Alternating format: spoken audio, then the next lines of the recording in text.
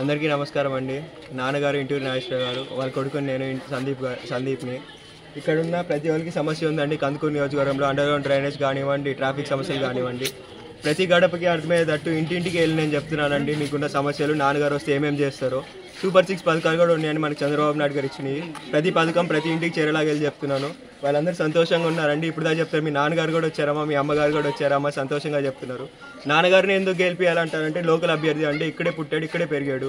కందుకూరులోని సమస్యలన్నీ నాన్నగారికి తెలుసు. పక్కన నియోజకవర్గం నుంచి వచ్చి ఇక్కడ రాజకీయాలు చేద్దామని చూస్తున్నారు.